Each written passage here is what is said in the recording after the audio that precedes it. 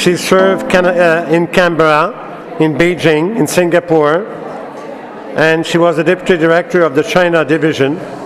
And more recently, she became the director general in 2008 of the Africa Bureau. So I would like her to present her colleagues in front so we can start the process.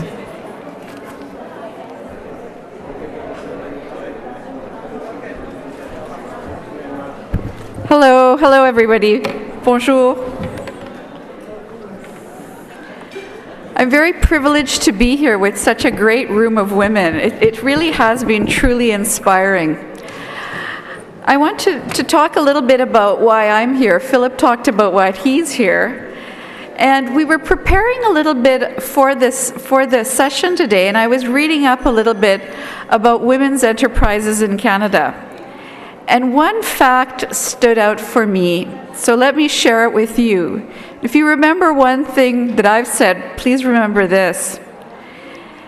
Here in Canada, let me say it in French first, le taux de création d'emplois des entreprises dirigées par des femmes au Canada est 4 fois supérieur à la moyenne nationale. That means that jobs that are created by enterprises that are led by women are 4 times our national average. We learned today that these jobs that are created serve society, they serve our children, they have very broad-reaching effects. And these jobs can come from many very varied places. We heard from a designer and a fashion entrepreneur. We heard for people who worked the land, Madame Kaba. We heard also about regional integration from Suzanne Mukuzibwe from the Ugandan Hotel Association. And we learned from Suzanne that we really need to cultivate conscious contributions. Madame Sissoko told us about her company that went from 10 to 53 employees in 10 years. And Eda, Suzanne, Mary, and Hajiabola Shagaya talked about the multiplier effect. So I think we're all here to do as Madame Shagaya advised us, let people admire you. So some of the people who are going to help tell us how to admire you are here with our panel today. So let me first introduce Catherine Leteinturier-Guissé of the Banque de Développement de Canada. Catherine.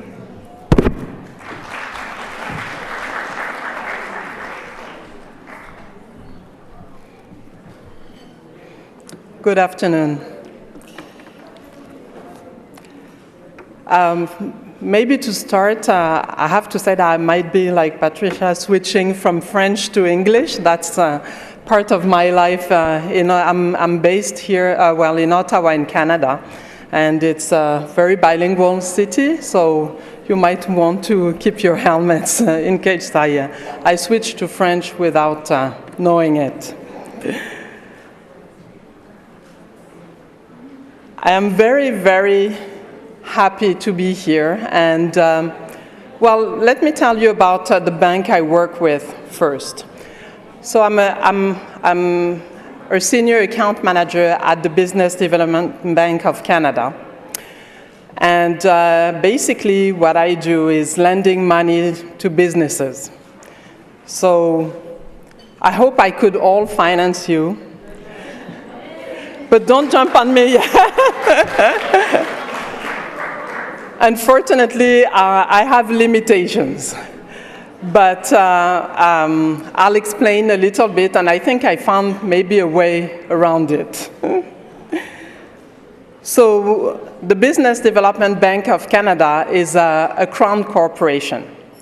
It's owned by the government of Canada, and it's a development bank.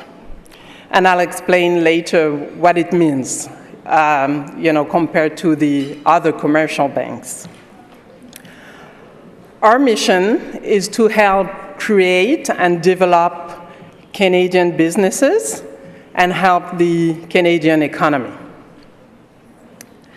Our focus is really on small and medium-sized enterprises. So we don't focus on big ones, but we focus on the small ones, helping to create them and helping the medium-sized to grow. We have 100 offices across Canada, and we have approximately 30,000 clients. So don't be shy. Come and talk to me after if you want to meet some of our clients. Our clients are Canadian businesses, but also we have some foreign companies, and I said that with a purpose, who have offices in Canada and have people taking decisions, Canadian taking decisions in Canada for these companies. So that's one way around it. So we do complementary lending to other financial institutions. So basically all our clients have their regular bank accounts in the other banks, but for financing or for venture capital or for consulting, they can come to BDC because we do things a little bit differently. Basically, what do we do? And I've told Marie-Viviane that I met yesterday that she might be a bit jealous when she hears what we do here in Canada. Or she might talk to her president to start a bank like that in Burkina Faso. So I have to say that when I was invited to come and talk here, I was a bit puzzled. I thought, oh my, what am I going to talk about? Because you see, in 15 years of experience as a commercial banker, what I do every day is I meet business people. I go visit their companies, I talk about their suppliers, what they do, their clients. I've never in 15 years encountered a company that does business with Africa. And it saddens me. But on the other hand, I guess it's an opportunity, and especially when you hear that a few of African countries are the more developing countries, or the more the countries with the more growth in the world. I think it's too bad for Canadian companies. They're missing something. But also for African companies to miss an opportunity like Canada, it's a big market. It's also you know, a lot of opportunities that you could meet. But you know, I guess that's why we're here today, to fill that gap. So, as I said, the clients that I have, they don't deal with Africa, but they deal mostly with Asia. So I thought, you know, what can I share with you so that we can, because our goal is really to develop this relationship with African countries and Canada for, you know, a win-win partnership. So actually yesterday, what I did, I remembered one of my clients, and also I'll give you the story because I called him and I asked him questions. And it will give you an idea of what BDC can do to help the clients, but also, on the other hand, what can be done on your side to reach small and medium-sized enterprises in Canada. Because I think for big businesses, probably it's different. The landscape is different. So I called him and I said, you know what? I remember that you said he's a distributor. He does clothing, specialty clothing for athletes. And he used to manufacture in Canada. And then he decided to go to China. And I said, you know, I remember that when you did that, you told me that you never visited China. So he had been supplying all his products from China for about 10 years and never even put a foot in China. So I said, how did you do that? Because it's not easy. I mean, China is big, and how do you find the right supplier for your right products? And he does specialty material and all that. And he said, you know what, the major thing is that you have to make sure that you know who you're dealing with. So it's also a trial, you try, and sometimes you make errors, and sometimes, it works, and it worked for him.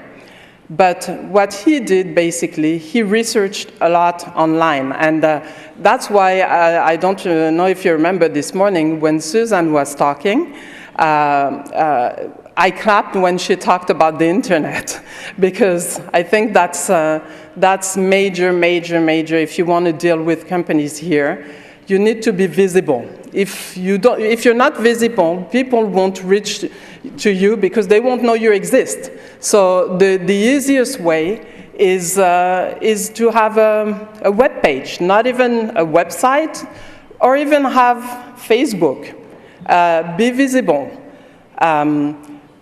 And it's funny because I was in Cameroon a few years ago, and I said, you know what, if I had a business in Cameroon, I would do my marketing on Facebook. And my husband said, oh, come on, who goes, people don't have easy access on the internet. I said, did you go to internet cafes? It's full of people. Do you have someone in your family that doesn't have a Facebook page? They all have. No, they don't go every 5 minutes like we do here. We all have, iPads and so forth, but they go, and so when you're visible, when you use the tools that you have, and internet, having a face on the internet is not always that expensive as well. So to build that knowledge, to reach out to Canadian businesses is important. So what my client did at the time, so when he switched from the Canadian supplier to a Chinese supplier, there were some difficulties with that. Of course, when you order in China, you have to order a few months before. And it takes a few months to get produced and then to get delivered. So you need to pay a little bit in advance. So what we did, and it's, talking about what BDC does that the other banks usually don't do, we gave him a loan so that he could have the money up front to supply from China, to bring the goods, and then as he was selling, he was repaying the loan slowly. So that's the things, and that's also the other way around that we can, the way that we can do it at BDC is that by doing that, we helped a Canadian business, but we also helped a Chinese business, because this Chinese business got a new customer this way. So why can't we do that with businesses in Africa? So when you reach out to potential clients in Canada, know that this type of financing is available. The things that we do also, we finance a lot of real estate, sometimes abroad. It's something new that we're trying, but we do a lot of financing here. And here, when you finance a business for real estate, usually you would get a portion of the financing. So you would get 65% without getting too technical, but the business has to put some money down to buy the building. Well, with BDC, you don't have to. We can do 95, sometimes 100% financing. So what it does is that it frees up the money of the business to go out and reach out to other businesses, to grow the business and buy from other companies. So that's also how we do it at BDC. So as you see, unfortunately, I can't finance all the beautiful businesses that you have here. I wish I could. But maybe also I can, one thing that I can say is maybe you can encourage your countries to start a business, a development bank. Because one thing also that we have realized at BDC is that our clients are typically live longer, usually, than businesses who are not financed by BDC, and are stronger, they grow faster than the businesses that are not financed by BDC. So that could be also a solution for business development. The one thing also that I want to mention that we do, that actually struck me with the conversations I had since yesterday. When we do a loan at BDC, we never ask for guarantees. So no, we can't ask, and we have a special law that's designed for BDC. It's called the BDC Act. And by law, we can't ask for a house as a guarantee. I can see my Vivian acknowledging. It's interesting. So we can ask for money as guarantee. We can't ask for a house as guarantee. We base it only on the strength of the business and its capacity to reimburse the loan. So since we're here, I thought I would finish by telling you, please take advantage of the fact that I'm here if I can help, that Patricia is here, and DFAIT does a lot of things also to make people network and make sure that Canadian businesses are linked with businesses in other parts of the world. So don't be shy, take advantage of that. And as Mrs. Shigaya said, network, network, network. Take advantage, don't be disciplined with it. Let's follow up and take the maximum out of this conference. Thank you.